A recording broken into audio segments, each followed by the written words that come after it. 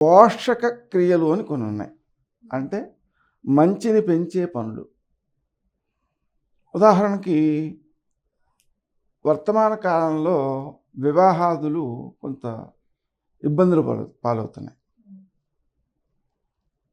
రుక్మిణీదేవికి శిశుపాలుడిని ఇద్దామని చెప్పి, అంటే శిశుపాలుడికి రుక్మిణీదేవిని ఇద్దామని చెప్పి, రుక్మి అనేవాడు అంటే రుక్మిణీదేవి యొక్క అన్నగారు పట్టుపట్టాడు.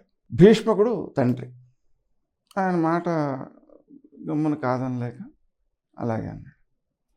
కానీ శిశుపాలుడు మంచివాడు కాదనే విషయం అందరికీ తెలిసిందే.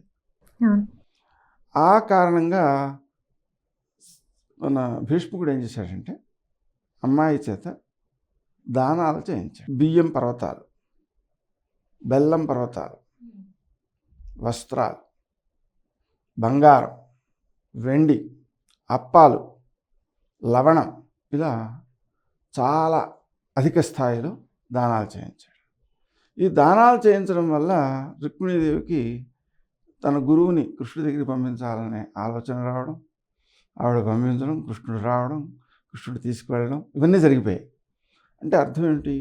మనకు జాతకంలో ఉండేటువంటి ఒక మంచిని పెంపొందించుకోవడానికి దానాలు చేయాలి.